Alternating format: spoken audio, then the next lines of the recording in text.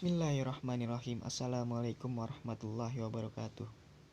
Kami dari kelompok pertama ingin menjelaskan filsafat dan perkembangan. Periode Yunani kuno, pertengahan, Renaissance, dan filsuf muslim. Langsung saja singkat materi karena keterbatasan waktu. Pertama-tama kami ingin mengenalkan atau saya ingin mengenalkan anggota kelompok saya. Yang pertama, saya sendiri Ahmad Basofi. Teman-teman saya ada Alivia Nurul Aini, Muhammad Luki Darmawan, dan Sarah.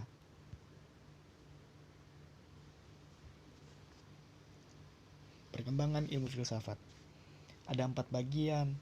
Yang pertama Yunani kuno, yang kedua pertengahan, yang ketiga Renaissance, dan yang terakhir atau yang keempat filsuf muslim. Yang pertama Yunani kuno. Filsafat Yunani kuno muncul pada abad ke-6 sebelum Masehi, berlangsung pada zaman klasik hingga periode Helenistik. Berbagai disiplin ilmu yang termasuk filsafat politik, etika, metafisika, ontologi, logika, biologi, retorika, dan estetika menjadi pembahasan di masa Yunani kuno. Setelah abad ke-6 sebelum Masehi, muncullah sebuah ahli fikir yang menentang adanya mitos. Mereka menginginkan pertanyaan tentang alam semesta ini. Jawaban dapat diterima oleh akal pikiran atau rasional. Keadaan ini juga disebut sebagai demitologi, artinya suatu kebangkitan untuk pemikiran menggunakan akal pikir dan meninggalkan hal-hal yang sifatnya mitologi. Tokoh-tokoh filsuf pada zaman Yunani kuno. Ada Thales, Anaximander, Protagoras, Socrates, Plato. 2. Abad pertengahan. Filsafat barat abad pertengahan 479 sampai 1492 Masehi juga dapat dikatakan sebagai abad gelap, karena pendapat ini didasarkan pada pendekatan sejarah gereja. Masa abad pertengahan ini juga dapat dikatakan sebagai suatu masa yang penuh dengan upaya menggiring manusia ke dalam kehidupan atau kepercayaan yang fanatik, dengan menerima ajaran gereja secara membabi buta. Karena itu perkembangan ilmu pengetahuan terhambat. Langsung saja, ada 2 bagian dari sejarah filsafat abad pertengahan.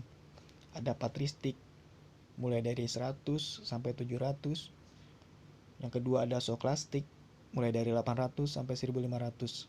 Zaman soklastik memiliki 2 periode, yaitu periode soklastik awal.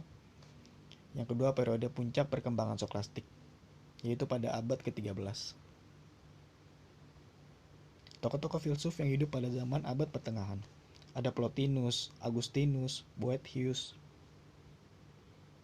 Anselmus, Thomas Aquinas. 3. Renaissance. Istilah filsafat Renaissance digunakan oleh para peneliti sejarah intelektual yang merujuk pada pemikiran di Eropa kira-kira antara tahun 1355 hingga 1650. Oleh karena itu, filsafat ini tumpang tindih dengan ahli filsafat abad pertengahan. Para filsuf biasanya membagi periode ini masih melebar, melompat dari abad pertengahan hingga awal filsafat modern.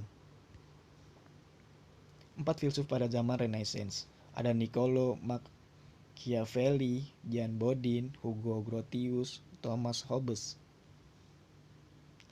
Friedrich Karl von Savigny. Pada abad ke-19, tokoh Friedrich, seorang sarjana hukum kelahiran Frankfurt, Jerman dengan mazhab sejarah, mengupas zaman Renaissance sebagai bukti bahwa hukum sebagai tempat bersemayamnya perasaan keadilan dalam jiwa bangsa atau negara itu sendiri.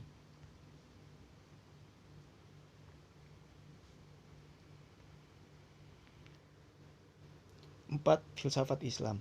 Filsafat Islam juga sering disebut filsafat Arab dan filsafat Muslim, merupakan suatu kajian sistematis terhadap kehidupan, alam semesta, etika, moralitas, pengetahuan, pemikiran, dan gagasan politik yang dilakukan di dalam dunia Islam atau peradaban umat Muslim, dan berhubungan dengan ajaran-ajaran Islam. Merujuk pada periodisasi yang dicetuskan Harun Nasution, perkembangan kajian filsafat Islam dapat dibagi ke dalam 3 periode. Yang pertama periode klasik, yang kedua periode pertengahan, yang ketiga periode modern. Aktivitas yang berhubungan dengan kajian filsafat Islam kemudian mulai berkurang pasca kematian Ibnu Rushd pada zaman atau pada abad ke-12 Masehi.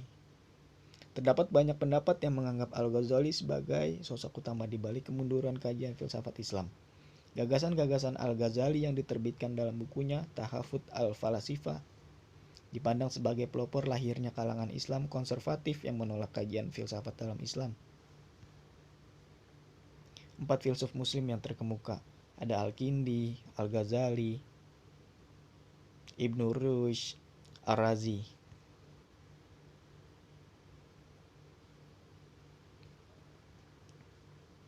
Ya, sekian dari kelompok kami.